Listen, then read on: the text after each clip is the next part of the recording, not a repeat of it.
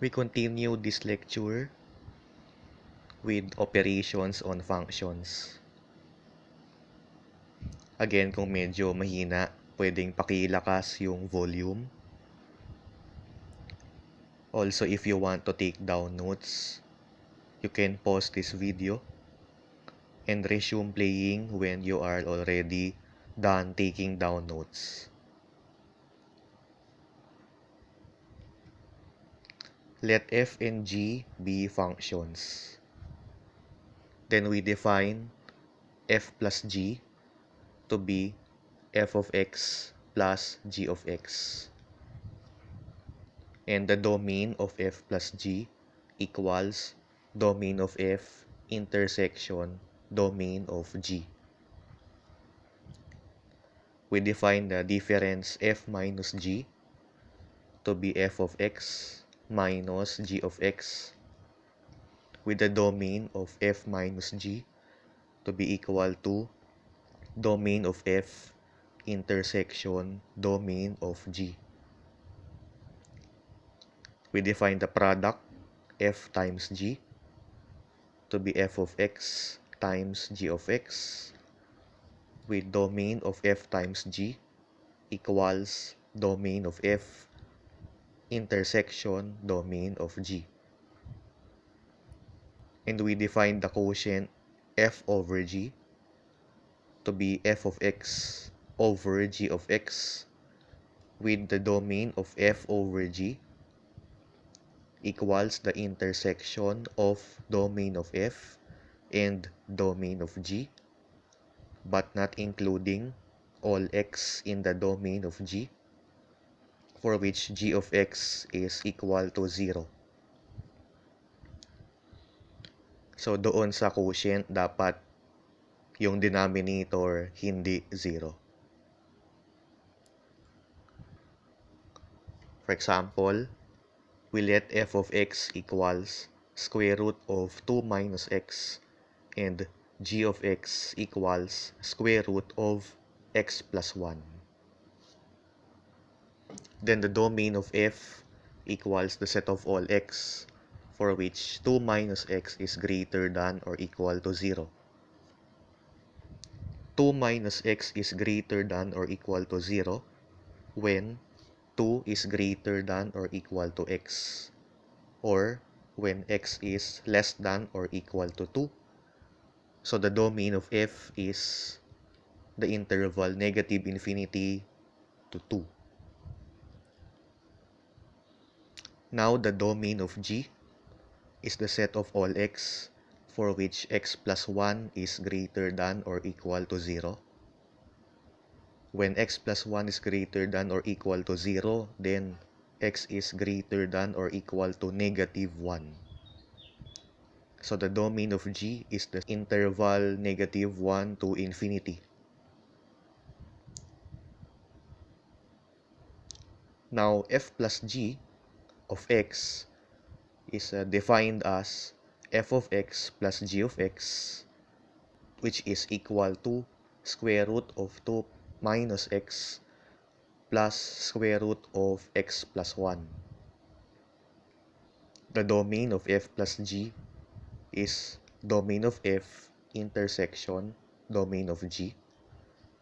So we intersect these two sets, and this intersection is equal to the closed interval negative 1 to 2. Now f minus g of x equals f of x minus g of x by definition, which is equal to the square root of 2 minus x minus the square root of x plus 1. The domain of f minus g is equal to domain of f intersection domain of g, which we have computed earlier, equals the closed interval negative 1 to 2. Now f times g is defined as f times g of x equals f of x times g of x. So we multiply square root of 2 minus x with the square root of x plus 1. We can express this in this form, which is equal to square root of negative x squared plus x plus 2. The domain of f times g is the intersection also of domain of f with the domain of g, which is also equal to the closed interval negative 1 to 2. Now f over g is equal to f of x over g of x. So we divide square root of 2 minus x by square root of x plus 1, which we can also write this way. We get this expression when we multiply and divide this expression by square root of x plus 1.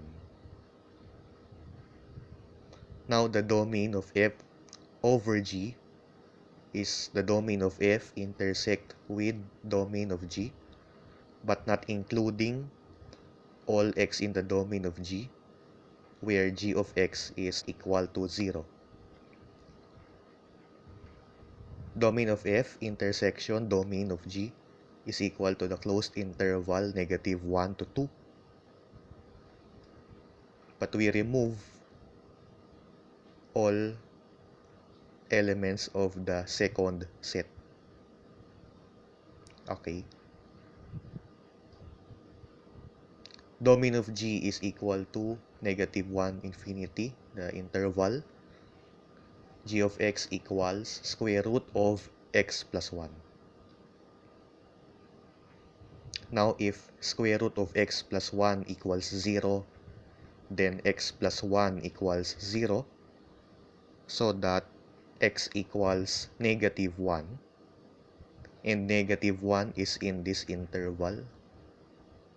So this set is equal to the set containing negative 1. So this expression is just equal to this.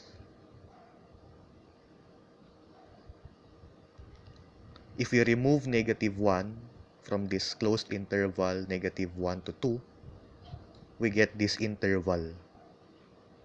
Open sa negative 1, closed sa 2. Okay.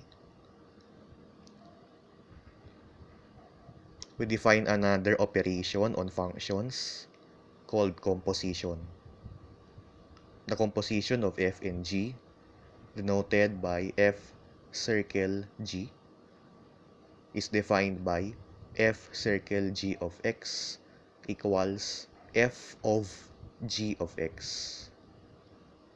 The domain of the composition is equal to the set of all x in the domain of g, where g of x is in the domain of f.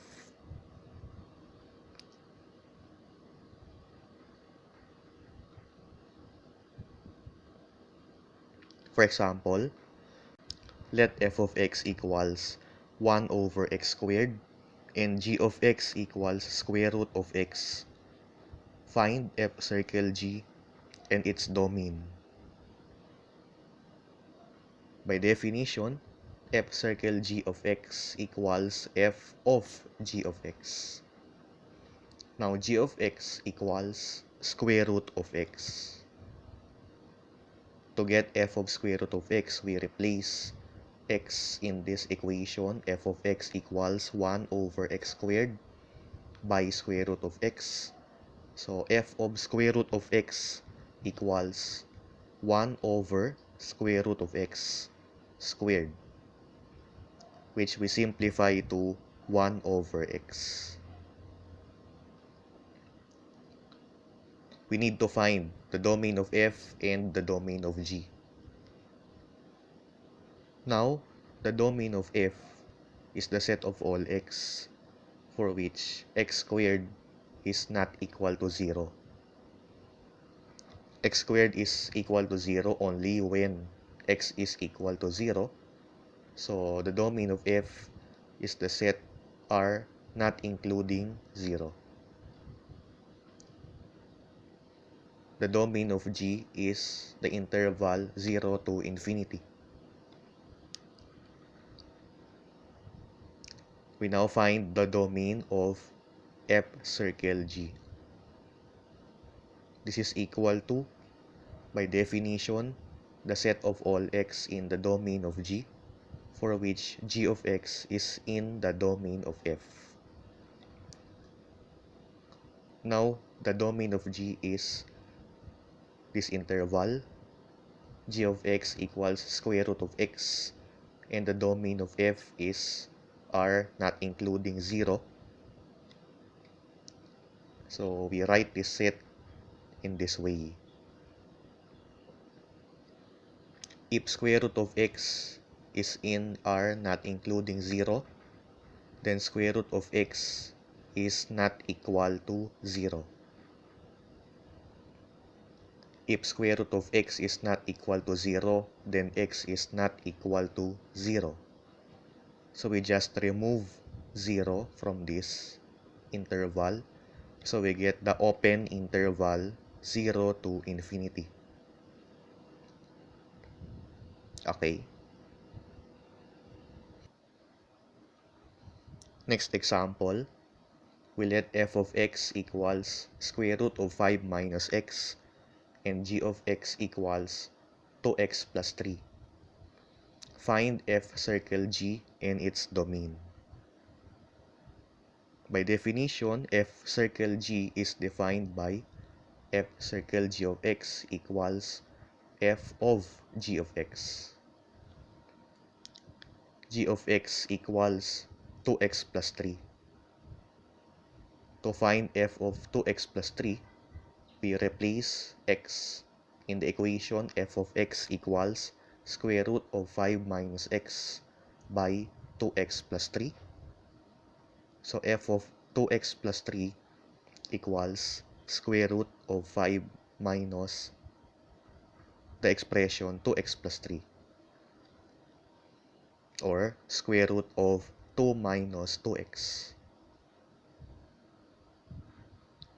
Now we find the domain of f and the domain of g. For the domain of f, it is the set of all x for which 5 minus x is greater than or equal to 0. When 5 minus x is greater than or equal to 0, 5 is greater than or equal to x, or x is less than or equal to 5. So the domain of f is the interval negative infinity to 5.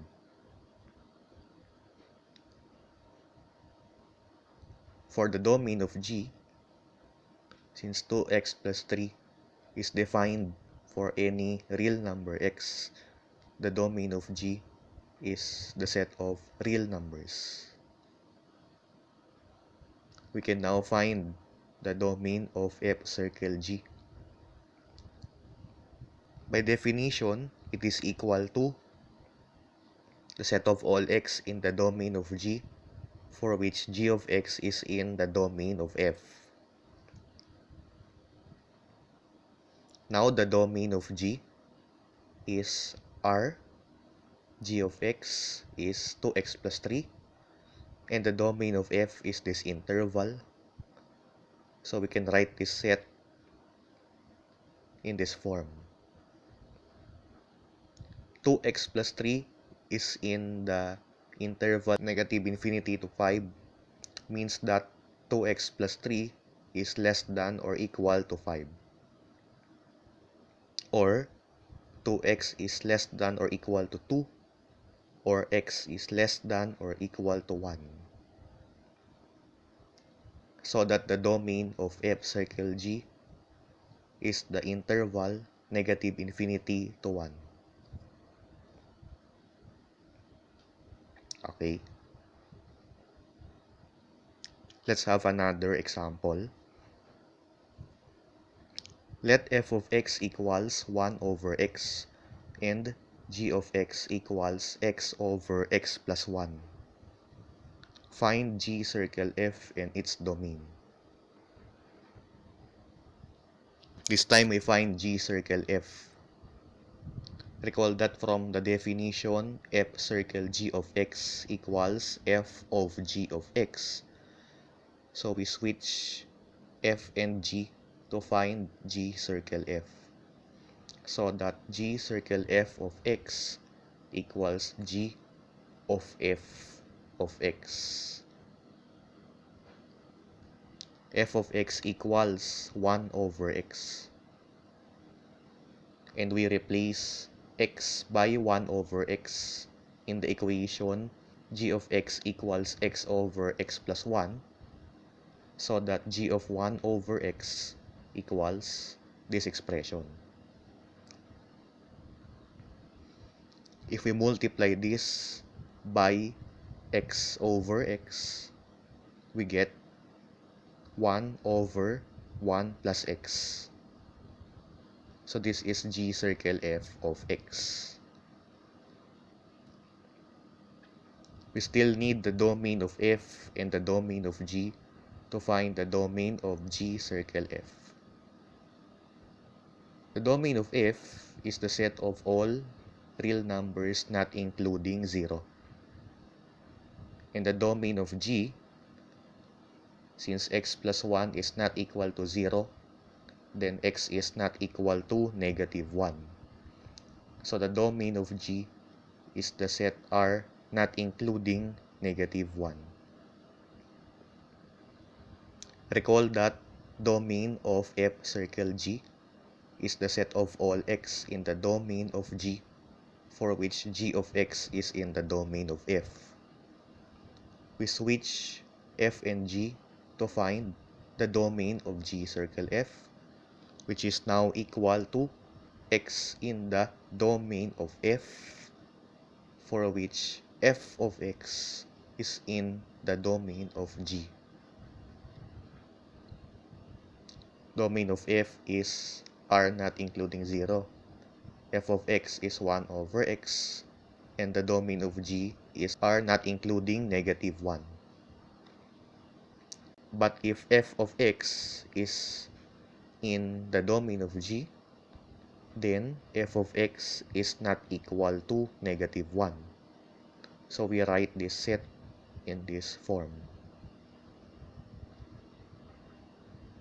If 1 over x is not equal to negative 1, then x is not equal to negative 1.